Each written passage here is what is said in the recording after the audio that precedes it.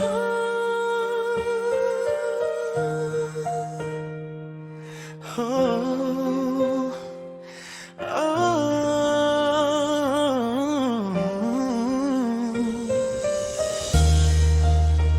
Nang gabing iyon, kanilang natanto na si Satanas at ang kaniyang mga kampo ay nagsisikap na akayin ang sangkatauhan sa mga maling anyo ng pagsamba, batay sa mga pilosopyang kaakit-akit tulad ng mga bungang kahoy at bulaklak na pinitas ni Cain.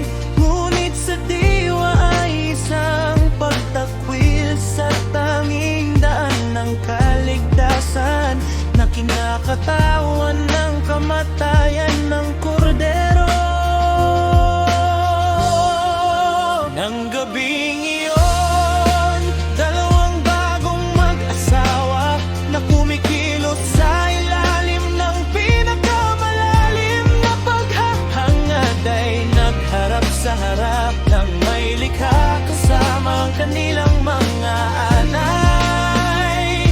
Ang pagtanggap mula sa kalangitan ay ginuhit para sa kanila ng isang landas ng kaligayahan bilang tugon sa kanilang mga pinakamamiting pangarap.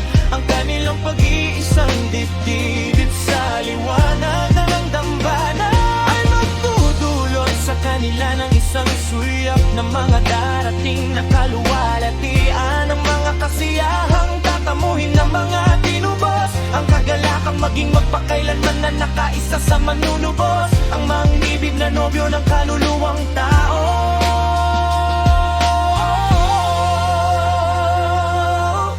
Ang hindi pag-aproba sa alay ay magdudulot ng mapait na pagkabigo at gayon din sa hindi pagtanggap ng basbas ng may likha. Kanilang mapatatanto na kanilang tinatahak ang isang landas ng paghihimagsik na hiwalay sa may akda ng buhay.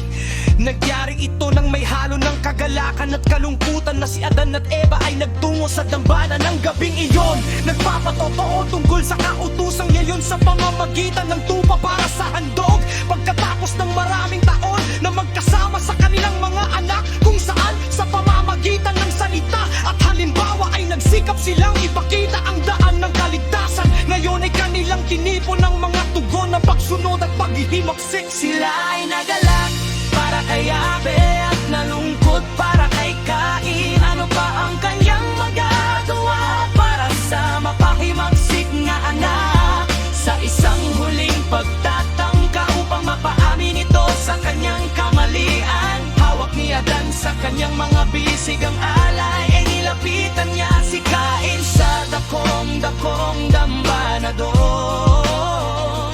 Binasa ng kanyang mga luha ang kanyang mukha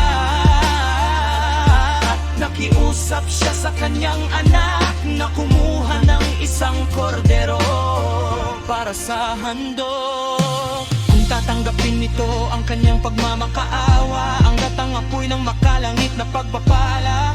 Kung hindi man nanatili itong nakalublob sa kadiliman, may kapalalo ay itinakwil ni Cain ang alok ng kanyang ama, na sinasabing ang kanyang dambana ay hindi kailanman mantsahan ng dugo ng mga inosenteng ayop na sugatan sa pamamagitan ng paghihimagsik at kawalang utot na loob ng kanyang anak. Si Adan ay bumalik sa kanyang dambana, kung saan si Eva ay kasama niyang nagpatuloy sa pagmamakaawa para sa kinabukasan ng kanilang mga anak. Tumating ang sandali ng pagsubok, ang buong sansinukob ay nakikinig sa puso ng lahat ng mga anak ng liwanag ay may halo ng kagalakan at kalungkutan. Kagalakan para sa handog ni Abel at kalungkutan sa pagpapatatag sa landas ng paghihimagsik ni Cain. Tulad ng kanyang ama, si Abel ay tumayo na may anginginig na mga kamay na humahawak sa isang korderong walang pagtutol. Mula pagkabata ay malapit na siya sa mga inosente at talisay na hayop na ito, na nakikita mga to bilang isang simbolo ng tagapagligtas. Ang kanyang